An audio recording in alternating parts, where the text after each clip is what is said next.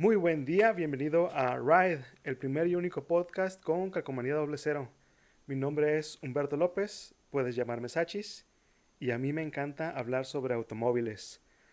Antes de comenzar con los temas para esta segunda edición de Ride, quiero hacer un adendum al tema de la semana pasada, el de los autos sobre 200,000 pesos o menos. Quiero hacer mención a un par de alternativas más, cosas que podrías hacer en lugar de comprarte ese automóvil nuevo. Primero, yo creo que es muy probable que ya tengas un automóvil, así que en lugar de venderlo deberías continuar usándolo. Es la opción más responsable, creo yo, desde el punto de vista ambiental y también desde el punto de vista financiero. Un auto nuevo es un gasto muy grande, sobre todo si lo pides financiado. Así que mejor es usar tu coche, mantener tu coche actual hasta que por fin ya no funcione.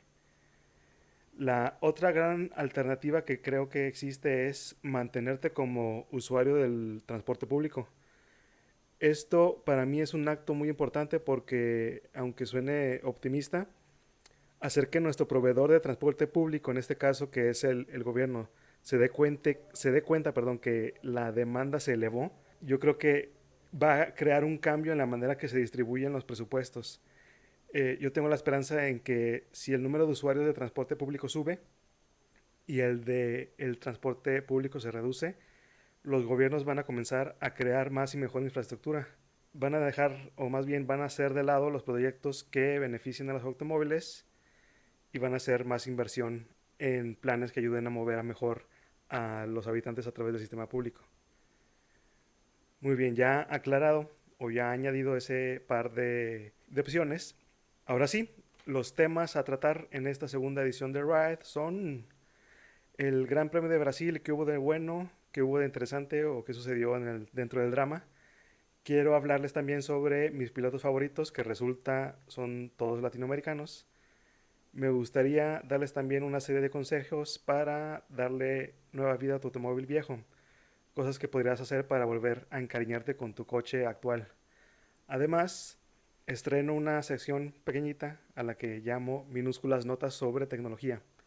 Si eres de esos emprendedores de Silicon Valley, seguramente esto te interesa. Por último, una serie de avisos de ocasión. Muy bien, sobre el Gran Premio de Brasil. Pues fue un fin de semana atropellado y no tanto por lo que ocurrió dentro de la pista, más bien lo que le ocurrió a ciertos miembros de los equipos fuera del autódromo. Fue para ellos una especie de recordatorio de toda esta desigualdad económica que ocurre en Brasil. Parte del personal de algunos de los equipos la pasó mal porque se enfrentaron a la inseguridad alrededor del autódromo. Estos miembros de los equipos o esta gente que trabaja para los equipos, pues les tocó que los asaltaran, que los amenazaran con armas, se llevaron sus teléfonos, relojes, dinero y todo esto, ¿no? No sé si recuerdan ustedes una fotografía que resultó un poco más distribuida o resultó muy famosa a partir de los Juegos Olímpicos en Brasil. Es una fotografía de un paisaje urbano y al centro hay un muro. Al centro hay un muro que separa la fotografía en dos piezas. De un lado hay un edificio que parece un hotel y de hecho tiene ciertos balcones y en cada balcón hay aparentemente una piscina y todo. Es un hotel que se aprecia que es muy de lujo. Y de otro lado de la fotografía hay una especie de arrabal con casas de cartón o casas con techos de lámina, calles con arena y prácticamente un barrio bajo. Básicamente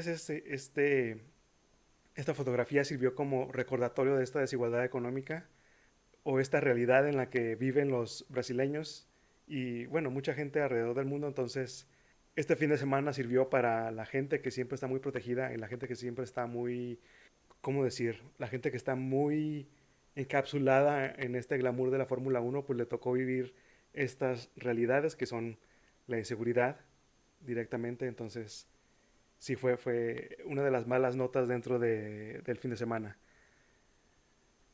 Y ya hablando sobre la carrera, dentro de las primeras curvas apareció Daniel Ricardo, pero el pobre se hizo bolas dentro del tráfico. Trató de evitar un contacto, pero al final causó un choque entre él, Van Dorn y Magnussen, y sacó a estos últimos dos de la carrera. Ricardo perdió el control, terminó dando un giro. En realidad no hubo daños en su auto, así que pudo continuar. La cosa está en que este contratiempo lo mandó al final de las posiciones, por lo que tuvo que luchar para integrarse una vez más a el top 10. Y estos de los aspectos que me parecen interesantes en las carreras, poner a un piloto en desventaja y ver qué obtiene, qué logra a partir de ahí. Lo malo fue que pues Van Dorn y Magnussen se sacrificaron para hacernos ver ese espectáculo de Daniel. Él escaló, o sea, logró hacer esa escala desde la última posición y alcanzó el sexto puesto. Pasó a todo el mundo, pasó a Sainz, pasó a Alonso, pasó a Massa, incluso a nuestro héroe nacional Checo Pérez. De hecho, otro más que dio un espectáculo similar fue Lewis Hamilton. Él no pudo completar ni una sola vuelta durante la primera sesión de calificación, perdió el control en una de las curvas, se deslizó y fue a dar contra una de las paredes. Como no obtuvo un tiempo en su sesión de calificación, le tocó iniciar desde la última posición en la parrilla. Pero su equipo decidió hacer ciertos cambios al auto antes de comenzar la carrera. Básicamente hicieron cambios en el motor, el turbocargador y cambiaron también el generador eléctrico que va instalado en el turbocargador. Estos cambios generalmente se penalizan, así que el castigo que él recibió fue iniciar la carrera desde la línea de pits. A pesar de eso, se la pasó toda la carrera dejando atrás a todo el mundo. Más o menos la misma hazaña de Daniel la repitió él. Solo que él sí pudo hacer rebase hasta llegar a las primeras cuatro posiciones. Pasó igual a todo el mundo, pero también Luis pues lo que hizo fue pasar a Daniel, pasó al compañero de Daniel, a Max Verstappen, y fue tanto el avance que logró que quedó apenas 5 segundos detrás del primer puesto. Y eso fue, creo yo, la parte fabulosa de todo. Ver a este par de pilotos comenzar con gran desventaja y a pesar de eso colarse y cerrar la carrera en buena posición. Lo malo fue que esta vez Fernando Alonso no le dio tanta lucha a Luis. Fue mucho mejor la pelea durante la carrera en el Gran Premio de México. Y esta vez fue como muy sencillo ver a Luis pasar nada más por un ladito, pasar a Alonso. Entonces, pues, no fue tan espectacular la lucha, pero aún así es interesante ver cómo los pilotos comienzan desde abajo y suben hasta alcanzar puntos. Hay un detalle interesante sobre Esteban, incluso también sobre Sergio Pérez. Ellos dos llevaban un récord muy bueno, como los únicos pilotos que sí terminaban las carreras. Prácticamente 20 carreras sin terminar fuera, 20 carreras que comenzaban y terminaban, que era muy muy interesante. Sergio hace ya rato que perdió el récord, ya saben, por estar haciéndole competencia a su compañero, cometió un error, chocó contra él, o más bien quedó medio aplastado entre el carro de Esteban y una de las paredes. Eso fue en Azerbaiyán. Y pues ahí, con ese choque, Sergio quedó fuera, perdió su récord, pero Ocon continuaba con buena línea dentro de ese récord. Prácticamente fueron más bien 27 las carreras en las que Ocon nunca quedaba fuera. Siempre comenzaba y siempre terminaba. Y no estoy seguro, pero prácticamente toda su carrera dentro de Fórmula 1 no había quedado fuera. O sea, desde que comenzó su carrera como piloto profesional en Fórmula 1, nunca había quedado fuera.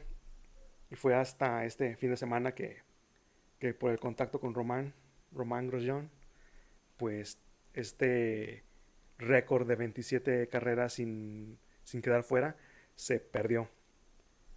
De hecho, en Reddit tienen este apodo de Esteban Ocon, es el O-Consistency, debido a eso, o sea, la consistencia de mantenerse siempre dentro de las carreras y terminarlas. Así que ahora pues la O-Consistency se ha acabado. Y claro, la parte emotiva dentro de la carrera fue la despedida, ahora sí, de Felipe Massa. Un poco después del Gran Premio de México, Massa anunciaba que ahora sí se retiraba de la Fórmula 1. El año pasado dijo lo mismo, pero volvió. O sea, en la temporada 2016 terminó, dijo que se retiraba, pero pues A sorpresa de todos regresó. En Australia lo vimos de nuevo en el 2017. Pero ahora dice que sí es definitivo y yo creo que pues sí, ya se lo merece. Este es el último gran premio para él en Brasil, así que hubo porras, hubo llantos, hubo de todo esto, ¿no?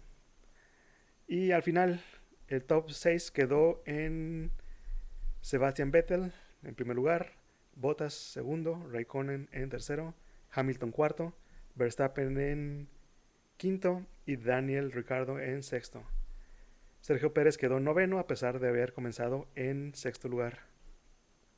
Muy bien, ahora sobre el siguiente tema, mis pilotos favoritos que resultó sin querer que son todos sudamericanos. Eh, Son todos pilotos ya retirados, son todos pilotos de la época como del 95 a la actualidad. Gente que me tocó verla prácticamente en vivo hacer sus carreras, entonces igual a ustedes mismos también les va a causar un poco de nostalgia o les va a despertar algunos recuerdos.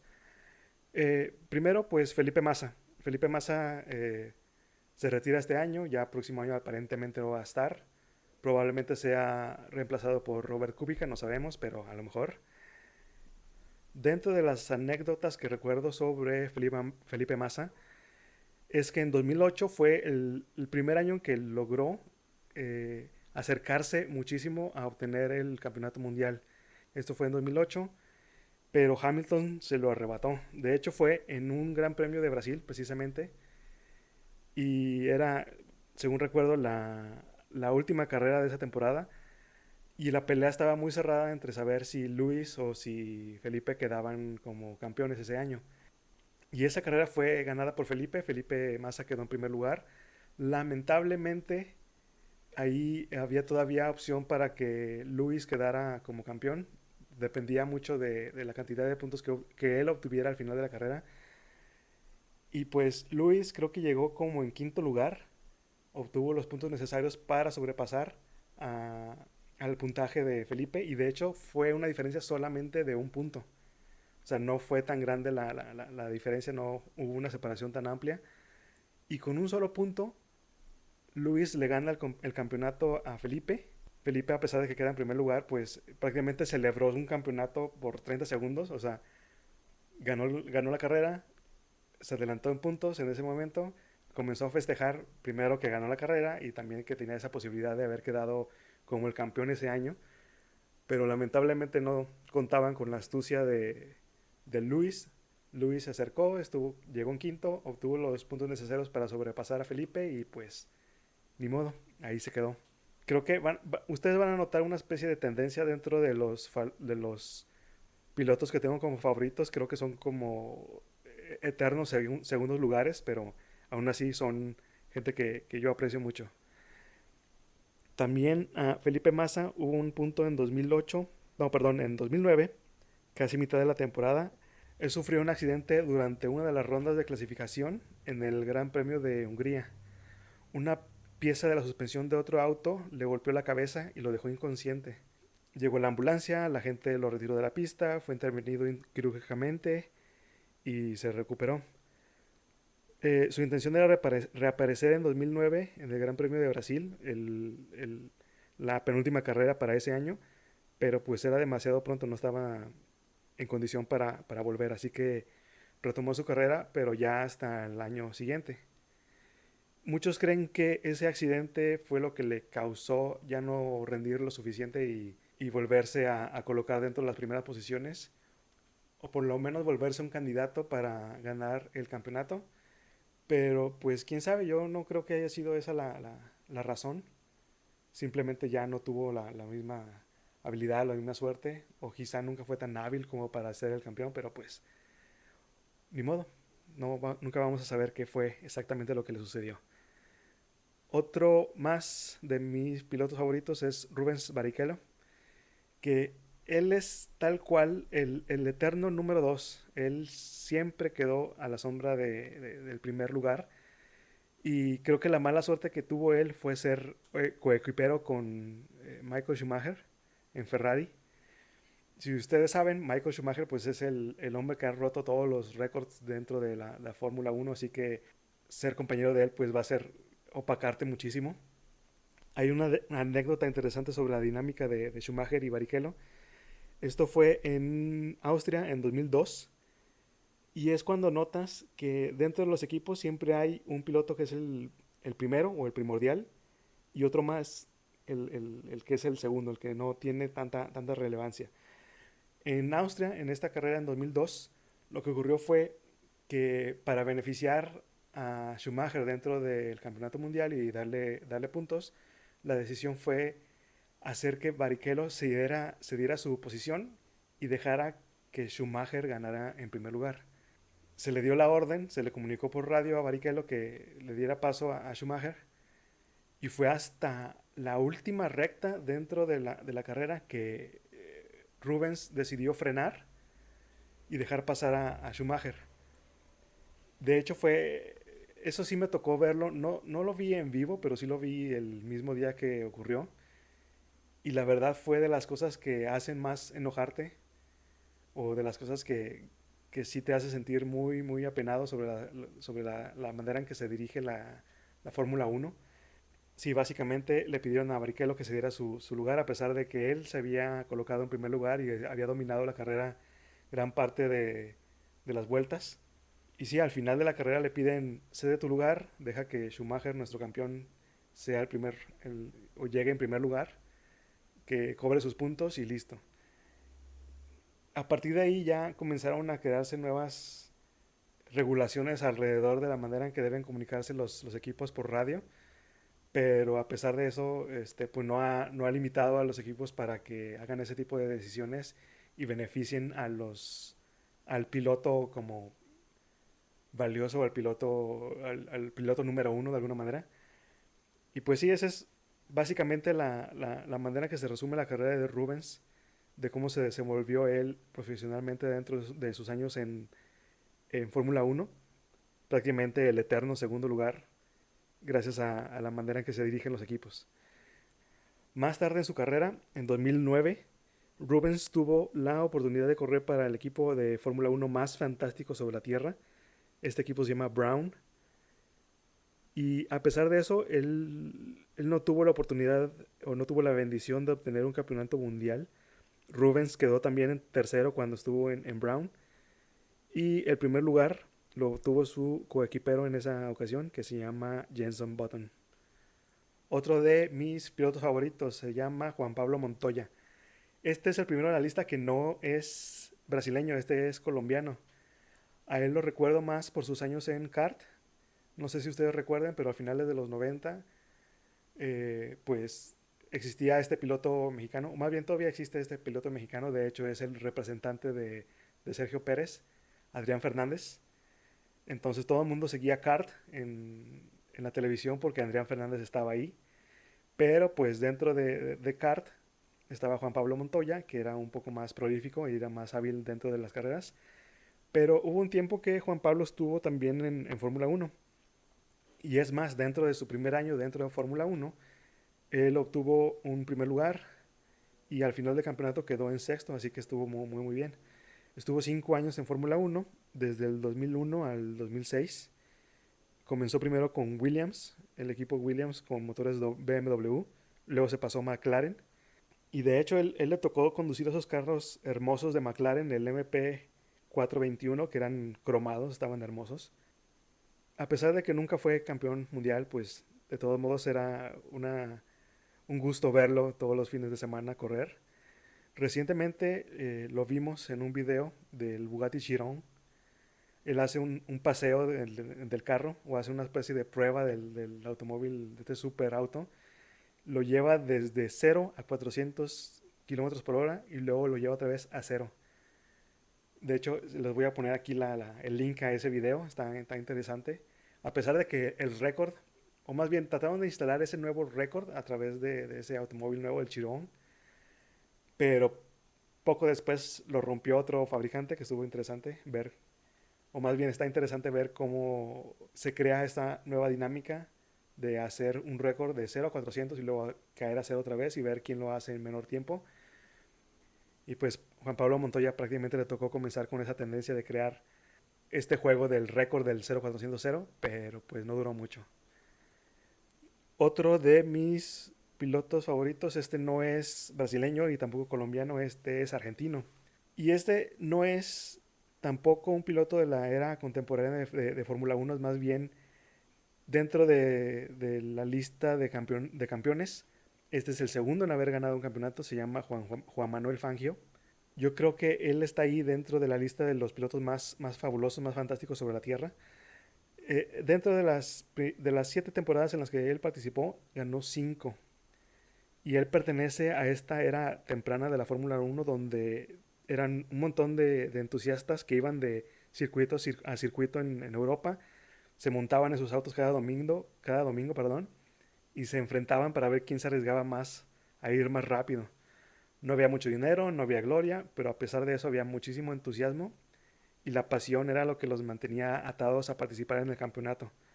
Fangio ya murió, tuvo una larga vida a pesar de todo el riesgo que era vivir dentro de la Fórmula 1. Murió en el 94, a los 84 años, en su país natal, en Argentina. Y digo, hay otro montón de pilotos que también tienen un espacio especial en mi corazoncito. Está Emerson Fittipaldi. Él no es, a pesar de que suena como italiano, en realidad el nombre ya Emerson ya lo delata más bien de que es brasileño. Está Nelson Piquet, pero hablo de Nelson Piquet el padre porque también existe su hijo, Nelson Piquet Jr., que él tiene, digo, Nelson Piquet Jr. no es malo, el problema fue que él fue captado en una especie o en una controversia total, porque él chocó intencionalmente dentro de una carrera en Singapur en 2008. Nelson chocó intencionalmente para beneficiar a su coequipero, que en ese caso era Fernando Alonso. Y al principio no se notó que fue de manera intencional, pero mucha gente tenía como ese rumor o tenía esa espinita ahí guardada. Pero ya después, años después, él salió a decir que sí, fue intencional, que el choque fue una orden del equipo para hacerle, para beneficiar a Fernando Alonso y pues listo. Prácticamente ese día se cerró su oportunidad de continuar en Fórmula 1 y a partir de ahí pues ya lo vimos en Fórmula E o en otro tipo de seriales. Pero sí, Nelson Piquet Jr. no es de los que me gustan, pero su padre sí, su padre es muy muy hábil, es muy bueno.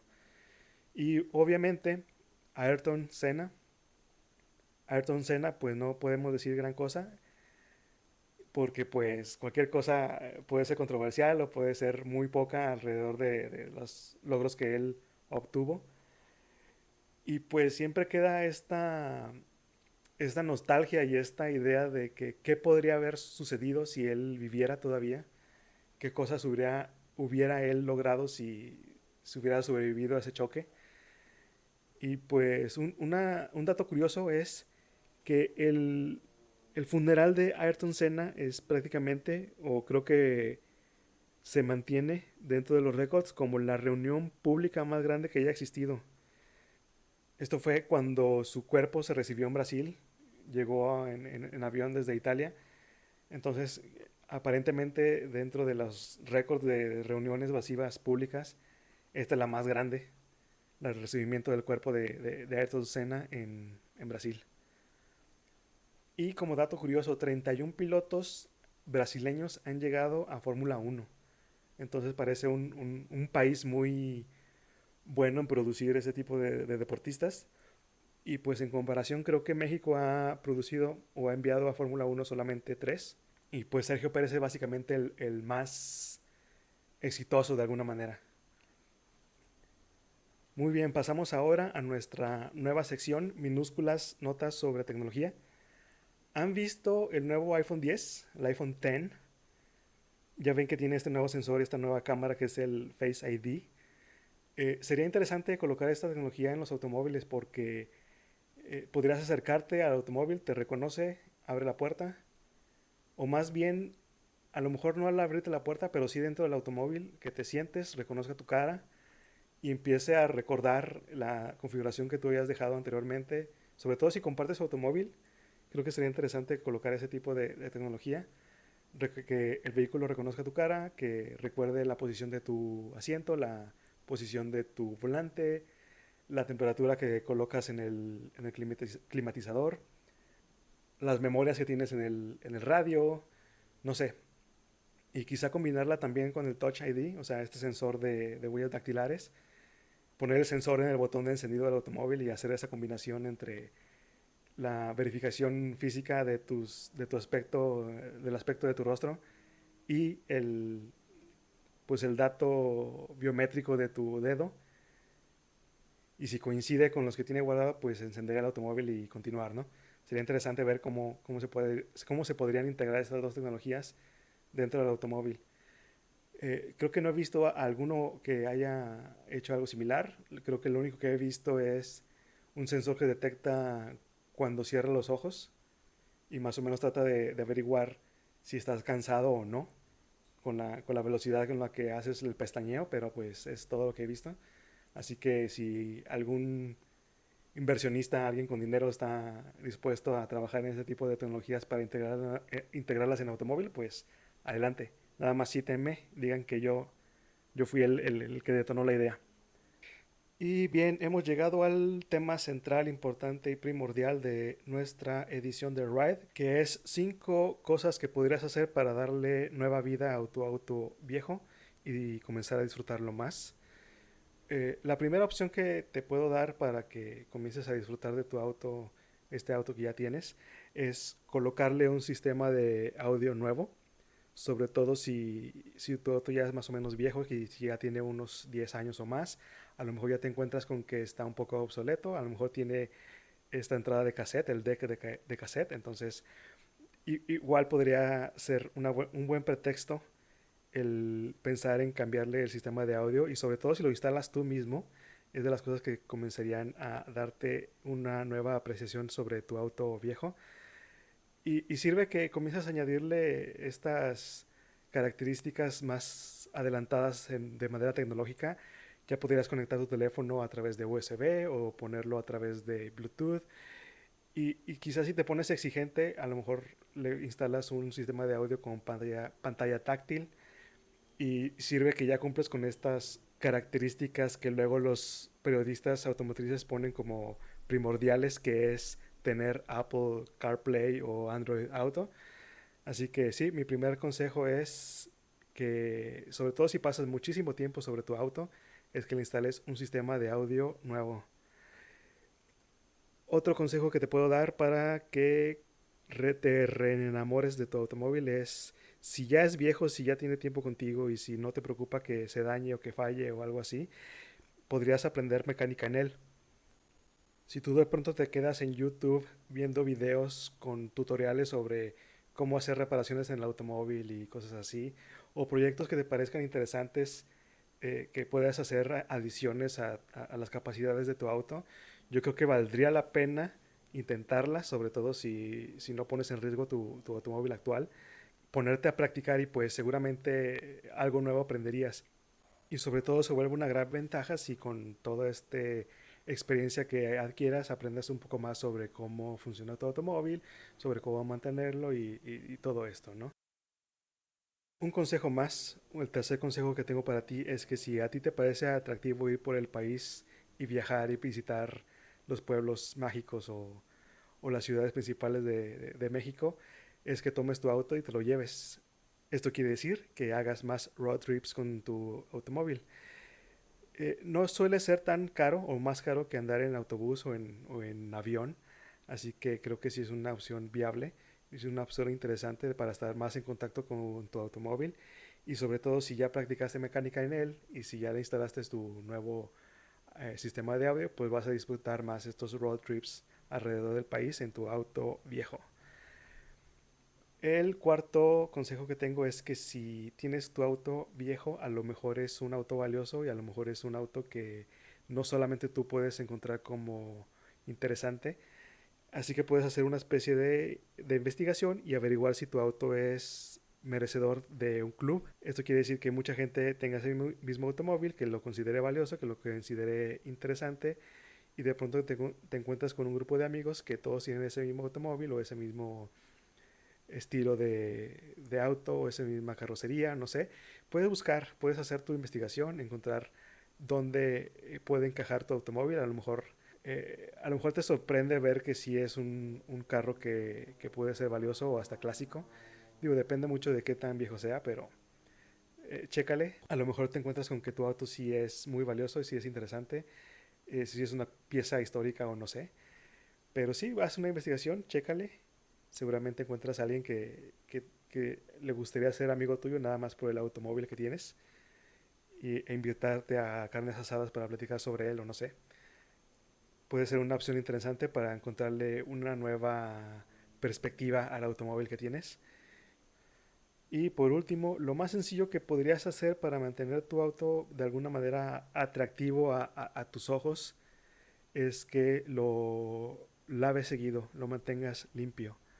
Es como una situación extraña en la que si tú ves tu auto limpio y bien mantenido, no importa el exterior o el interior, no importa que en el exterior haya golpecitos o pintura descarapelada, no importa si en el interior a lo mejor los asientos están un poquito desgastados, simplemente con verlo limpio, si no tienes polvo, si no tienes lodo en el interior, si no hay algo pegado en la pintura, no sé, mantenerlo limpio de alguna manera te hace sentir que tu auto es valioso, te hace sentir que o sea, y no nada más en los automóviles, en tu casa, en tus objetos personales y en las cosas que usas normalmente durante el día, tu computadora, o sea, si los ves limpios, si los ves bien cuidados, si están libres de polvo, si no hay nada pegajoso ahí pegado, no sé, es de alguna manera hasta extraño ver cómo cambia tu ánimo si de pronto te subes a tu automóvil y está limpio.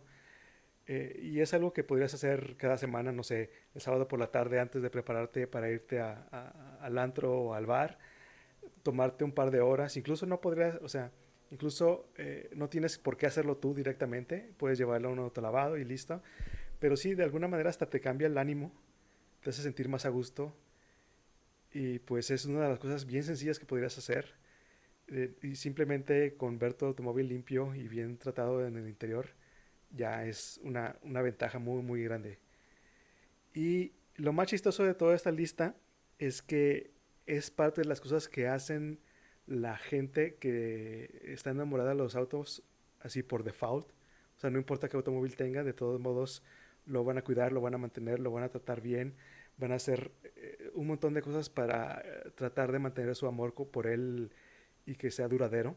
Y esto es, de cierta manera, las características que identifican a un petrolhead. Los petrolheads son los fanáticos de los automóviles directamente. Es como un término en europeo, sobre todo por lo de petrol. Pero si los petrolheads son tal cual, o sea, gente entusiasta, gente que ama los automóviles y no importa cuál vehículo tengan, lo van a apreciar, lo van a atesorar y lo van a cuidar muchísimo solamente porque es un automóvil. Y ese tipo de cosas, lo de practicar mecánica en tu auto, lo de instalarle un sistema de audio, lo de hacer road trips y todo eso son cosas que te van a causar nuevas experiencias, te van a crear nuevas historias por contar. Y prácticamente es esto, los consejos son de alguna manera pasos sencillos para volverte un petrolhead, aunque no lo creas. Y por último, ya después de haber completado nuestros temas, tengo una serie de avisos de ocasión. Primero quiero agradecer muchísimo la atención y el ánimo que mis amigos y algunos desconocidos me han dado. Este tipo de apoyo es muy útil para mí, sobre todo porque estoy comenzando. Les agradezco mucho este apoyo. Quiero además pedirles ayuda. El objetivo original de Ride es crear un canal de YouTube con videos sobre automóviles, clips de 6 a 8 minutos donde yo hablaría sobre las peculiaridades de algún modelo, sacarlo a probar, hacer una especie de review y cosas así, ¿no? Sin embargo, pues yo no tengo equipo de video y al menos no tengo un equipo adecuado, así que si tú conoces a alguien que me pueda ayudar con la creación de videos automovilísticos para YouTube, ponlo en contacto conmigo. Obviamente este trabajo sería pagado. Otro aviso muy importante. Si tú tienes un coche de marca Honda o Acura del 2001 al 2014, es muy probable que el inflador de las bolsas de aire frontales deban ser reemplazados. En este periodo del 2001 al 2014, el proveedor de infladores de bolsas de aire permitió que se instalaran estos componentes que resultaron defectuosos. Estos infladores pueden fallar al momento de una colisión, cosa que ha provocado algunas muertes y daños serios, principalmente en Estados Unidos. Creo que no ha habido casos graves en México, pero la intención es evitarlos. Si tú tienes un Honda o Acura de los años 2001 al 2014, debes ponerte en contacto con la agencia de Honda o Acura más cercana para que reemplacen los infladores por unos que funcionen adecuadamente. Ellos deberán cambiar estos componentes de manera gratuita. Si necesitas saber más sobre esta situación, te dejo un par de enlaces en la descripción. El enlace más importante es al sitio web de Honda. La dirección es honda.mx/recall. honda.mx/recall. Recall, así como en la película Total Recall, igual. Ahí en ese sitio podrás escribir el número de serie de tu auto y averiguar si necesita ser llevado al distribuidor para corregir esta problemática. Esto no quiere decir que los Honda sean malos o que sean inseguros, simplemente el proveedor de los infladores, Takata es el nombre de ese proveedor, ocultó por buen tiempo esta información. Lo bueno es que ahora ya existen vías para resolverlo. Y esto es serio, es importante. Si tú mismo tienes un Honda o un Acura, o si alguien cercano a ti tiene uno, cuéntale sobre este dato y ve las opciones en las que pueden resolverlo. La más sencilla para comenzar es checar el sitio web este que les digo, honda.mx/recall. Y muy bien, hemos llegado al final de nuestro podcast. Me da mucho gusto que me hayas acompañado hasta el final de esta edición. Esto fue Ride, el primer y único podcast que sí pasa la verificación. Hasta luego y pronto nos escucharemos.